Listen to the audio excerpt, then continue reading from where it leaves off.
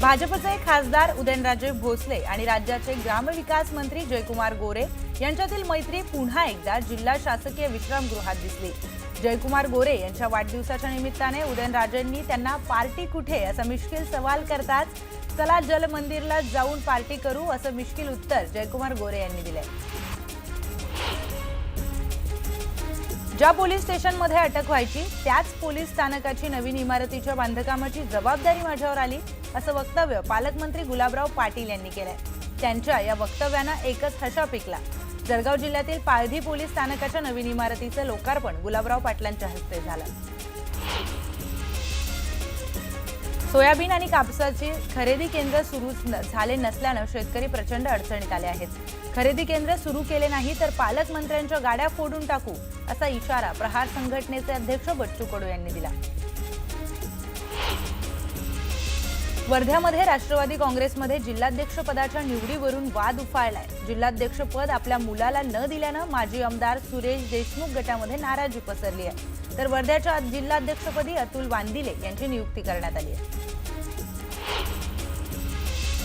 हिंगोली शहरामध्ये राष्ट्रवादी काँग्रेस शरद पवार पक्षाच्या पदाधिकारी कार्यकर्त्यांची आढावा बैठक पार पडली। आगामी स्थानिक स्वराज्य संस्थांच्या निवडणुकींच्या पार्श्वभूमीवर या बैठकीमध्ये चर्चा करण्यात आली। माजी मंत्री जयप्रकाश दांडेगावकर यांनी या बैठकीमध्ये मार्गदर्शन केले। राष्ट्रवादी काँग्रेसच्या मेघा भागवत यांनी राज्यसभा खासदार सुनेत्र पवार यांची धावती भेट घेतली। या भेटीवेळी युवा नेते पार्थ पवार आणि प्रशांत भागवत हे देखील उपस्थित होते। या भेटीमुळे मावळ तालुक्यातील इंदोरी वराळे जिल्हा परिषद गटामध्ये राजकीय समीकरणांची नव्या घडामोडींची चर्चा रंगली आहे। सांगलीच्या विटा शहराच्या मतदार यादीमध्ये घोळ असून तब्बल 1200 पेक्षा जास्त दुबार नावे असल्याचा आरोप युवक काँग्रेसकडून करण्यात आलाय। मतदार यादीमध्ये काहींच्या वडिलांचे पतीचे नाव नमूद नाही तर काहींचे पत्ते हे गायब झाले आहेत। सदर मतदार यादी सदोष असल्याचा आरोप करत ती रद्द करण्यात यावी अशी मागणी काँग्रेसकडून करण्यात आली। राज्य सरकार कर्जमाफी करण्याचा निर्णय घेत नाही तोवर अनवाणी फिरण्याचा निर्धार धाराशिव जिल्ह्यातील राष्ट्रवादी शरद पवार पक्षाच्या कार्यकर्त्यांनी केलाय। गेल्या महिन्याभरापासून हे कार्यकर्ते अनवाणी फिरतात। शेतकऱ्यांच्या सरसकट कर्जमाफीची अंमलबजावणी व्हावी या मागणीसाठी देहूमधील राष्ट्रवादी काँग्रेस पक्ष शरदचंद्र पवार गट आणि वारकरी आध्यात्मिक आघाडीच्या वतीने उद्या देहूमध्ये लाक्षणिक उपोषण आंदोलन आयोजित करण्यात आले आहे। या आंदोलनामध्ये आमदार रोहित पवार आणि वारकरी आघाडीचे राज्यप्रमुख हभप दत्ता महाराज पाटील सहभागी होणार आहेत।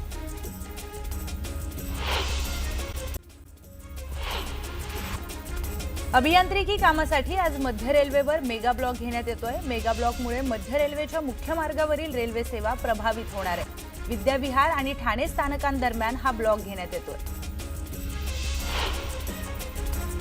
संजय गांधी राष्ट्रीय उद्यानामध्ये आता पर्यटकांच्या सेवेसाठी ई कार्डची सेवा सुरू करण्यात आली आहे। या सेवेमुळे ध्वनी आणि वायू प्रदूषण होणार नसल्याने उद्यानातील नैसर्गिक वातावरण अबाधित राखण्यासाठी मदत होणार आहे।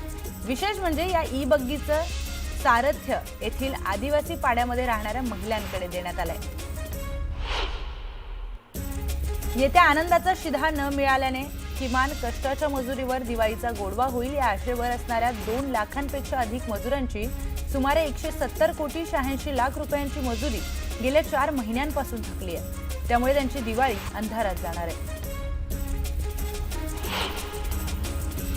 अन्न व औषध प्रशासनातर्फे राज्यामध्ये सण महाराष्ट्राचा संकल्प अन्न सुरक्षिततेचा हे विशेष तपासणी अभियान राबवण्यात येत आहे। या अभियानाअंतर्गत हॉटेल्स, कॅन्टीन्स अशा तब्बल 3485 विविध अन्न आस्थापनांची तपासणी करण्यात येते। माथेरानमधील सफाई विभाग, बांधकाम विभाग, माळी विभाग आणि वीज देखभाल दुरुस्ती या विभागातील कंत्राटी कामगारांनी दिवाळी बोनस आणि या महिन्याचा पगार आगाऊ मिळावा या मागणीसाठी काम बंद आंदोलन केले। याबाबत नगरपालिका प्रशासनाला 3 दिवसांचा अल्टिमेटम देऊन देखील निर्णय न झाल्याने हे आंदोलन करण्यात आले। छत्रपती संभाजीनगर मधली जिनसी परिसरातील स्टार हाइट्स या अपार्टमेंटमधील टेरेसवर अनधिकृत बांधण्यात आलेल्या 2 खोल्या आणि बाथरूम पालिका अतिक्रमण विभागाने जमीनदोस्त केला। एका प्लॉट धारकाने टेरेसवर जाऊन 2 रूम आणि बाथरूम बांधकाम करून वापर सुरू केला होता। नागरिकांच्या तक्रारीनंतर मनपाच्या अतिक्रमण पथकाने हे अतिक्रमण पाडले। सणासुदीच्या काळामध्ये रेल्वे प्रवाशांमध्ये अनावश्यक गोंधळ आणि भीती निर्माण करणाऱ्या फेक न्यूज आणि दिशाभूल करणाऱ्या व्हिडिओंविरोधामध्ये रेल्वे प्रशासनाने आता कडक भूमिका घेतली आहे। रेल्वेशी संबंधित जुने किंवा वस्तुस्थिती नसलेले व्हिडिओ पसरवणाऱ्या 20 पेक्षा अधिक सोशल मीडिया हँडल्सची ओळख पटवून त्यांच्यावर गुन्हा दाखल करण्यात आलाय। देशातील अव्वल विमान कंपनी असा लौकिक असलेल्या इंडिगो कंपनीच्या ताफ्यात आणखी एक 30 नवीन A350 ही आलिशान विमानं खरेदी करण्याचा निर्णय घेण्यात आलाय। विशेष म्हणजे त्यांचं इंजिन हे रोल्स रॉइस या प्रख्यात कंपनीचं असणार आहे। एअरबस कंपनीची A350 या प्रकारातील विमानं अतिशय प्रशस्तही असतात। सातारा जिल्ह्यात झालेल्या अतिवृष्टीमुळे शेतकरी अडचणीत सापडलाय। कराड, पाटण तालुक्यामध्ये 70% पेक्षा अधिक लोकांना पेरण्या घटल्यात। ज्या शेतकऱ्यांनी पेरण्या केल्या त्यांना पिकाची मशागत करता न आल्यानं उत्पादन घटलंय। चाळीसगाव आणि पाचोरा तालुक्यातील नुकसानग्रस्त शेतकऱ्यांची दिवाळी ही गोड होणार आहे। 40 गावाला 101.69 कोटी तर पाचोरा तालुक्यातील नुकसानग्रस्त शेतकऱ्यांसाठी 44 कोटी रुपयांचं अनुदान मंजूर करण्यात आलंय। नुकसानग्रस्त शेतकऱ्यांच्या खात्यात लवकरच ही भरपाई जमा होणार आहे, त्यामुळे नुकसानग्रस्त शेतकऱ्यांना मोठा दिलासा मिळेल। शहापूर तालुक्यातील जरीव, अष्टे, आदिवली या ग्रामीण भागाला पावसाने चांगलंच झोडपून काढलंय। वादळी वाऱ्यासह झालेल्या पावसामुळे मोठं नुकसान झालं। शेतात कापून ठेवलेल्या भात पिकांचंही नुकसान झाल्यानं शेतकरी हवालदिल झालाय। राज्य शासनाने 2017 मध्ये जाहीर केलेल्या शेतकरी कर्जमाफी योजनेची रक्कम सहकार खात्याच्या प्रस्तावानुसार 6 आठवड्यांमध्ये लाभार्थी शेतकऱ्यांना देण्याचे आदेश देण्यात आलेत। राज्यामध्ये सप्टेंबरमध्ये झालेल्या अतिवृष्टी आणि पुरामुळे बाधित 23 जिल्ह्यातील 33,65,544 शेतकऱ्यांच्या मदत जाहीर करण्यात आली।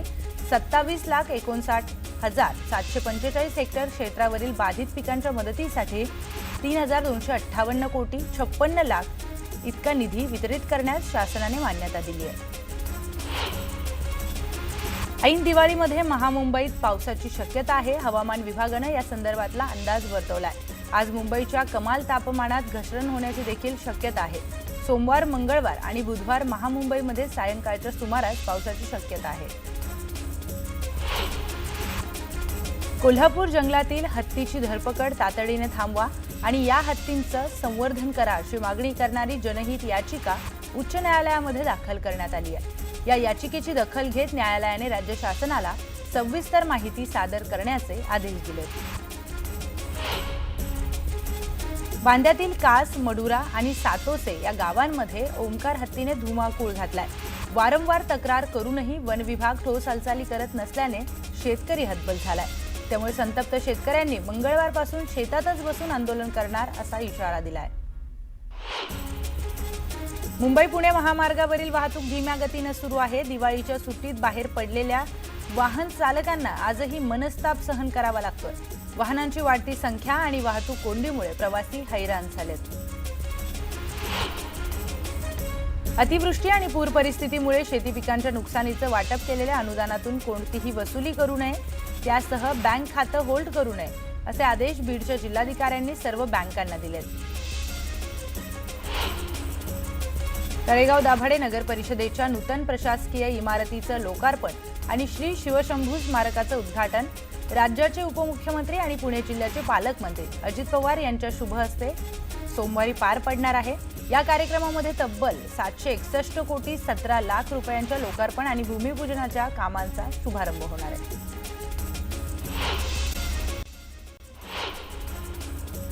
ऑपरेशन गोल्डन स्वीप अंतर्गत DRIनं मुंबई विमानतळावर मोठी कारवाई केली आहे। सोनं तस्करीचा पर्दाफाश DRIनं करत 2 सफाई कर्मचाऱ्यांना अटक केली।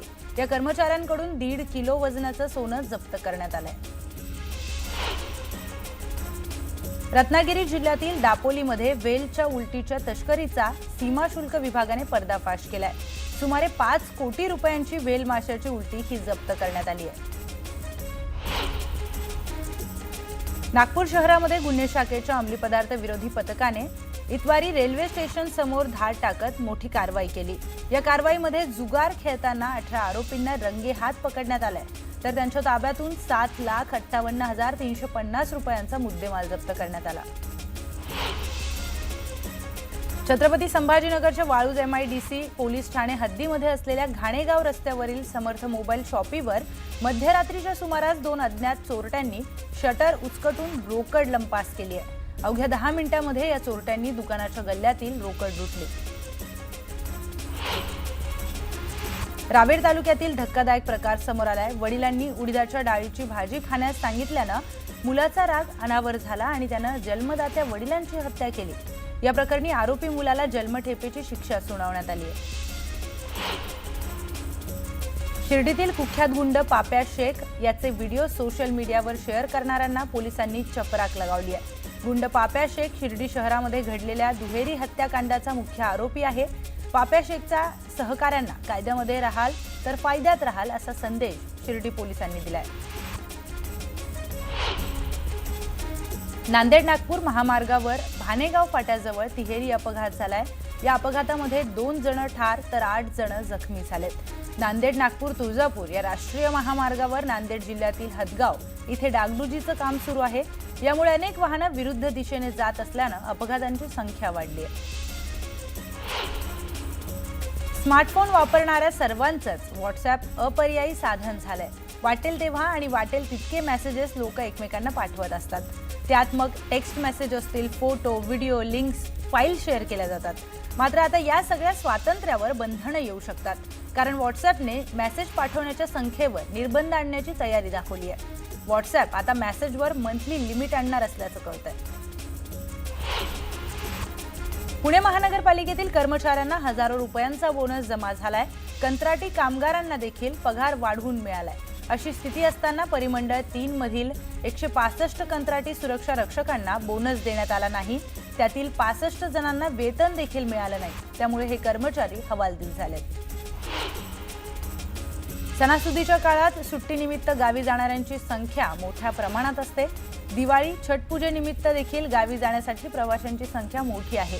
त्यामुळे मध्य रेल्वेनंतर आता पश्चिम रेल्वेने विशेष गाड्या सोडण्याची घोषणा केली आहे। गोंदिया शहरात दिवाळी सणानिमित्त मोठ्या प्रमाणावर नागरिकांनी खरेदी करण्यासाठी एकच गर्दी केली। मुख्य बाजारपेठेत लोकांची वर्दळ पाहायला मिळते।